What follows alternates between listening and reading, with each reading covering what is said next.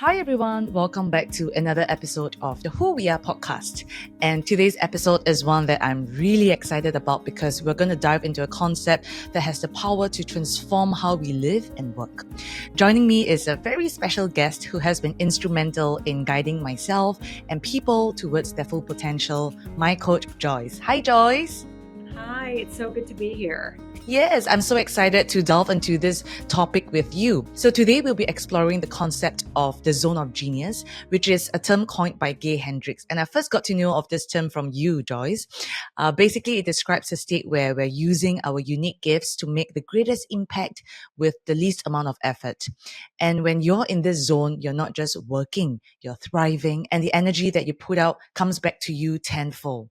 So today, Joyce is here and she will shed some light on what it means to operate within our zone of genius, the 4 zones of competence, and how understanding these can lead to a more fulfilling life. We'll also be discussing the upcoming workshop that Joyce will be leading in Singapore. It's going to be a 3.5-hour deep dive into discovering and leveraging our own zone of genius. So if you've ever wondered how to tap into your true potential, or if you felt like there's more that you could be doing, but just are not sure where to start, this episode is for you. We'll cover everything from practical exercises to writing a purpose statement that truly reflects your unique strength. So let's jump into this conversation with Joyce and also discover how to unlock the secrets to stepping into our zone of genius. So Joyce, could you explain with us, what a zone of genius is and why it's important for our personal and professional growth? Yeah, so like you said so eloquently in the introduction, the zone of genius is a term coined by the psychologist Gay Hendricks of the Hendricks Institute. And he theorized that all of us humans, but especially us working professionals, tend to operate in 4 different zones, which we call the zone of incompetence, the zone of competence, the zone of excellence, and the zone of genius. When we're in our zone of genius, we're using our unique and inherent gifts and capabilities, what we were born with, not what we had to learn, but what comes naturally to us. And we're doing something that feels on purpose, congruent to our sense of directionality in life, something that helps us feel connected to a sense of something even greater than ourselves. We often say when we're in our zone of genius, it doesn't feel like work. It's almost like what you would be doing in the zone of genius. It feels easeful. It feels fun and engaging to the point where you don't even notice that time is passing when you're doing this. And you get outsized impact compared to how much effort you're putting in. And so oftentimes people might comment on your zone of genius, like, how do you do that? And to you, it might just feel like nothing. And for that reason, we actually say people can be blind to their zone of genius because when we're in genius, it is so easeful for us. It is so natural to be doing what we're doing that we might feel like it's nothing for us. And others from on the outside might observe like that's something we're really remarkable at and maybe give us comments or some appreciation around that. And to us, we're sort of like, can't everybody do that? And so that's usually a good sign of knowing that you're in your zone of genius. Wow. Joyce, ever since you introduced this concept to me, I've always, in my mind, alluded it to like a fish in water. It's like in its natural environment, thriving. And, you talked also earlier about, briefly about the 4 zones of competence. Can you share with us a little bit more about that and how they relate to discovering our zone of genius? Yeah, that's such a good question. And for anybody who wants to do a really deep dive, I would actually recommend they visit the past season episode where we covered Zone of Genius in depth. And here I'll just touch again on these important 4 zones for us to know. The first is a zone of incompetence. And it doesn't mean you're incompetent to be in this zone, but it's usually something that you're not great at. It may take you a long time to do. The results maybe are not great or you make a lot of mistakes and it makes you full of dread when you think about doing this. So most companies are not hiring people who are in their zone of incompetence. But I often say that we're in our zone of incompetence a lot in our personal lives. So for me, if you were to really know me, the amount of time I have spent fixing my printer is definitely the zone of incompetence. But I keep spending a lot of time on it, even though it probably takes me 10 times longer to do something like that than other people who might not have that as their zone of incompetence. So if you can't find it in your professional life, it's easy to find areas in which we're operating in incompetence in our personal life. The next zone is our zone of competence. This is a zone like the title describes. We're competent at it, but it's not particularly fulfilling. We could do it if we needed to, but it's not something we necessarily look forward to. And we notice that while we can do it, others tend to do it better than us. And if you were to know me, I think like project management is something that I can do and I can cover. I'm like relatively competent at it. But if that was my only job, for me anyways, just the way that I'm built and what my zone of genius is, that wouldn't be a fulfilling path for me. So that's just one area that I've identified as my zone of competence. The next zone is like probably the most dangerous one. It's called the zone of excellence. And it is something that we are really excellent at, which is why it gets tricky. It's usually some gifts or capabilities that we learn to do very well because we know that it will make us successful. It will get us approval or security or some sense of stability or success in the world. And we're so good at it that we're actually better than most others at it. We get a lot of praise. I think people in their zone of excellence tend even to get, bonuses, raises. They get recognition for their zone of excellence. But the Highly key, rewarded. Yeah. yes, and that's why it can get so tricky sometimes that most, Gay Hendricks theorized that most working professionals are operating the majority of their time in zone of excellence. Now, where zone of excellence gets tricky is at the end of the day, it still feels a little bit like work. It's energy is leaving the tank when we're in zone of excellence. And maybe we might get little hits of energy when we get out external approval or recognition. And that feels like some energy getting put back in. But, if you were to take away all the external validation and just look at the task at hand, the zone of excellence feels like there's some energy being taken out of the tank. It still feels like work at the end of the day. The zone of genius, and I think this is the biggest distinction, is that energy is getting put back in the tank. It feels that good. You come back to it time and time again because it's that fulfilling. And so when we look at zone of genius, I always like to say with professionals, what we see in these trainings around zone of genius is that most working professionals are spending less than 10% of their time in their zone of genius. A workshop like the one we're going to do, the goal is not to go from 10% to 100% working in our zone of genius. The goal is actually to see if we were to take incremental baby steps to adding more things, spending a little more time in our zone of genius, that it starts to replenish the tank where so much of work in life, activities or tasks that we're being asked to do is energy is leaving the tank. So how do we manage and take 100% responsibility for managing the energy that's coming in and the energy that's going out? And that's where knowledge of zone of genius can come in really handy and be effective in just helping us have a more fulfilling, a more energized experience of how we're living and how we're leading. And how do you think, Joyce, tangibly people can recognize these signs that they're operating within their zone of genius in their own lives? Yeah, it's usually when it's something that you can get lost in. So I would say there's a few points. It's something you can get lost in. Like, I don't know how many who are listening can remember a time in their childhood or when they were younger where they were so engaged in an activity and it felt so fulfilling that you lost a sense of time and you looked up and 4 hours has passed and you didn't even notice because you were so present. So that's one way you can know. Another way is if it feels easy for you and other people like comment on like, how do you do that? And you're like, wait, not everybody can do that. I think that's like another way you can know you might be in your zone of genius. And the third I would say is like a sense of being connected to something like greater than yourself. Wow. I call it like source, that there's a sense of source that's flowing through you where you have a sense of like fulfillment, contentment, a sense of being on purpose or a sense of nothing's missing. I think is another way you can identify when you're in your zone of genius, and that you like would enjoy it so much if money wasn't even a concept that us humans had, that it's just something you would do because it feels that congruent and aligned to your purpose in the world. But I think today also there's so many distractions that cloud and maybe prevent us from seeing our own zone of genius. How do you think we can address that and overcome the blind spots that we have in our lives? Yeah, I work with so many leaders who come to me saying, I've lost my sense of purpose. What used to be fulfilling for me is no longer fulfilling. I feel disconnected from myself. I've gotten lost somehow in climbing the corporate ladder. I don't know who I am anymore. What brings me joy?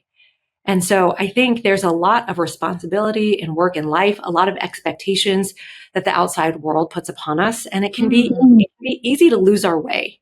And so in a workshop like the one we're going to be doing in Singapore in November, what we do is we look inward and we look for how genius has been in us and has lived in us since the beginning of our lives. Wow. A lot of leaders tell me, I think I need to go on sabbatical. I need to go take a class, or I need to find my purpose out there. My genius lives out there. And what I say to them is actually, that's not true. You were born with your zone of genius. It's all in here. So in this workshop, we actually go through memories in your life, anybody that's going to be participating, and we're actually going to curate some of the best moments of your life and look inside of those memories to see if we can come home to what your zone of genius is, and that you don't need to go anywhere or do anything to be in your genius. We just need to come home and reconnect to that part of ourselves. Also, I'm so excited for you to come to Singapore this November. What can those of us who will be attending expect to learn and experience during this 3.5 hour workshop? And could you also share with us some details about the exercises and perhaps group activities that we will be doing? Yeah. Well, first, I want to say I'm so excited to come to Singapore and meet your amazing community. Second, I would say that the majority of my clients that are coming to me for one-on-one coaching are coming for support around zone of genius and understanding their purpose. So the fact that we're offering this in a community forum where many people can come at once to learn together, I think is amazing. It's an amazing opportunity to get to learn this, surrounded by people and getting feedback from peers or colleagues or strangers you're meeting that are attending this event. And so what you can expect is you're going to get some homework to do before the event that should take you probably, I don't know, not more than an hour to put together. So I'll assign some homework for everybody to do. One homework assignment is called The Best Stuff. The second is called a Genius Campaign. And everybody will bring their homework to this event. And then with that homework, we're going to dive deep into understanding zone of genius. We are going to learn the difference between wanting to be in your zone of genius and actually willing to step into it and doing some embodied practices around that. And then we're going to break out into small groups where we're going to do practices where you're going to get feedback from people in the community. Because we all have some blindness, like a blind spot around our zone of genius. So when you go through this practice and share your homework with others in the audience, you're going to get some objective feedback from others around what your zone of genius might be. And then I'll walk everyone through some structure and constructs so that first you can start to understand what your inherent gifts and capabilities are, what you tend to be doing when you're in your zone of genius, what your intent tends to be when you're in your zone of genius. So we'll distill that all together as a group. And then I'll show everyone how to write a purpose statement that you can walk away with. And it's not a vocational purpose statement. It's a purpose statement that sort of holds together all the parts of you. So you'll walk away with a 1-sentence purpose statement that helps you understand who are you when you're in your zone of genius? What are you doing? What gifts are you bringing to the table? And then I'll give some best practices around how you would use that to meaningfully improve your experience of work and life if you want to. And, Joyce, I think for me too, I can't wait for the community to be able to experience this because I have also seen and heard the difference that it makes when someone gets to know what their zone of genius is. For yourself and your experience in having coached so many different leaders from all over the world, what personal transformations or shifts have you witnessed in people or the clients who fully embrace their zone of genius? Yeah, I would say overall, people who are willing even to take incremental steps to increase time spent in their zone of genius tend to feel more alive. I think aliveness is the metric we're going for. It's alive and congruent to a sense of purpose. It's having a little more energy, a sense of fulfillment, a greater degree of fulfillment around how we're showing up in life and work. And so if I were to share some personal stories, one that comes to mind is a client that I worked with who was leaving a company she was at, and she was concerned around it wasn't a fulfilling job for me as I go into job interviews. How will I land a job that is going to increase my sense of fulfillment and make me feel happy, alive, engaged, creative, all the things she wanted to feel in her job that she didn't get in her previous job. So we did this whole exercise together, and she applied to some of the biggest tech companies in the Bay Area in Silicon Valley. And she led her interviews by stating her zone of genius, her purpose statement, and saying how she had shown up in her zone of genius in her past company, the company before that, and how she was going to show up in her zone of genius for this job that she was applying to, and why she had chosen this company, because it would allow her to be in her zone of genius, and the role was very aligned to her zone of genius. So she ended up getting job offers from every single one of those companies. And the feedback that she got from recruiting was, we wish everyone showed up the way that you did, with the knowledge of yourself and what you bring, and taking responsibility for what fulfillment looks like for you. Wow. So that's an amazing example of someone who just decided to use it to take control of where she was going next in her career. Joyce, can you also provide us with an example of how understanding and operating within one zone of genius has transformed someone's life or career? An example I love is a client that I had who was very successful. She was at the top of the field that she was working in, but she felt a sense of it was a job and it wasn't totally satisfying. So oftentimes clients will come to me and say, I know that by all measures and standards, I've reached success, but is this it? Is there more? And so she was asking that question, which usually means somebody's operating in their zone of excellence. And we wrote a purpose statement together. We did all this homework together. And she ended up realizing that her purpose statement was so high level. It was something along the lines of using her curiosity and like ability to connect dots to like curate experiences that were meaningful. And it was interesting how that was relevant in some ways to her current job. But then she started exploring totally different careers that also embodied those same qualities that she had never considered. And so instead of her making a linear move to just shifting to another company in the same industry, or maybe trying to go higher in her existing company, she decided to look at a totally different industry, and she entered real estate because she was able to curate these experiences that were meaningful to the way people live their lives because they were buying homes, and she had never thought of it that way. And so it had never even crossed her mind to enter that industry until she realized what that industry had to do with her zone of genius and a way that she could like lead inside of that industry to flex in her zone of genius as much as possible. And so that was a year ago, and now she's thriving in this. She started over in her 40s, and she's thriving in this totally new career that she hadn't even imagined for herself because her zone of genius helped her see that it could exist in multiple kinds of jobs or industries. Wow. I think that takes a lot of courage, hearing that, because I think for so many of us, maybe in our 30s and 40s, we feel like we're set in our paths and this is what we're going to be doing for the rest of our lives. But to really take a step back, to really question and dig deeper, to ask ourselves, is this really it? Am I really fully expressing who I am and what I have and find fulfillment? I think that takes so much courage. And I think it really encourages us to also take a step back to reflect and continuously, work on our self-awareness as well. So for someone who is listening to this episode with you and who is curious but unsure about attending, what would you say to them to encourage them to take that leap and join the workshop with you? I would say that a common mistake I see people making at work is they expect happiness and fulfillment to be handed to them by their company. And I think knowing your zone of genius and being able to articulate that to other people, to make choices with that knowledge, is an act of taking 100% responsibility for your happiness and fulfillment in the workplace. When you have this awareness, you can step forward and understand why you're making the choices you're making. You can be able to advocate for certain roles or responsibilities or projects that you want. Or if you're in a job search or a career change, you can really meaningfully look at if I'm working with so much of my waking time, how do I want to spend that in a way that feels meaningful to me, that helps me feel connected to myself, to feel congruent to my sense of purpose? And how do I want to take responsibility for that instead of just expecting it to be handed to me? Amazing. Joyce, thank you so much. This is so helpful and insightful already. I can't wait to dive deeper on this topic with you when you're in Singapore. And before we end, I also want to ask you, why is it so important for us to understand our zone of genius? I think it's really important for all of us to have awareness and to discover our zone of genius because we spend so many of our waking hours doing what we should. So much of becoming an adult in the world and how we're conditioned or what we're taught is doing what we should. And I think that somehow in the course of like becoming an adult with responsibilities and a big job, we start to lose a sense of who we are, what authentically makes us feel connected, congruent, on purpose, and fully alive.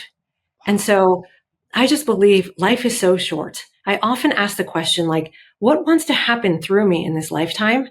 And how do I want to meaningfully engage with the world so that I'm bringing my gifts and delivering the greatest impact that I can in a way that's like really unique and authentic to me? And so knowing our zone of genius is a way where we can shift out of a state of feeling like life is happening to us. Work is happening to us, and we're just kind of buried under a long list of things that we're supposed to be doing or we should be doing. And instead standing for, I am the creator of the life experience I want to have because I have awareness of who I am and I can shape my choices with intention. I'm actually responsible for the most meaningful and the most exquisite experience of life that we should all have, that we all deserve to have. Wow. And what could that look like if we apply that to our work, our jobs, and then how we show up in relationships? The zone of genius can be applied so far outside of just our jobs. Hopefully, when you walk away with a purpose statement, you'll also learn how it applies to you in all of the roles that you play, whether it's a wife, a partner, a mother, a sibling, a friend. But that zone of genius can be expressed through us. It's like we're a prism, and the zone of genius moves through us and it shoots out in a number of ways. And so how do we want to, with the awareness of that, how do we choose to live our lives and take responsibility for the impact that we have on others? Thank you so much to those of you who are listening to us. I hope you're as inspired as I am about the possibilities that come with discovering and operating within our zone of genius. We've explored how this concept can not only enhance our personal and professional life, but also help us tap into a flow state where our work feels effortless and energizing. So if you're feeling a spark of curiosity and want to dive deeper into this transformative process, I invite you to join us for Joyce's upcoming workshop. It's going to be Closer with Joyce Chen in Singapore this November. It's going to be a 3.5-hour session that is designed to help us identify our unique gifts, get feedback on our blind spots, and craft a purpose statement that articulates our true potential. It's also a chance to engage in meaningful exercises, collaborate with others, and take concrete steps towards a more fulfilling life. Here's the problem that I think many of us face. We often find ourselves stuck in roles or tasks that drain us rather than invigorate us. We're caught in the cycle of mediocrity, not because we lack the ability, but because we haven't fully discovered or embraced our zone of genius. This workshop is a great opportunity for us to break free from that cycle and step into a space where our natural talents and passions align with our everyday work. So if you're ready to unlock your full potential and make a lasting impact with ease, don't miss out. Sign up now for Joyce's workshop and take the first step towards discovering your zone of genius.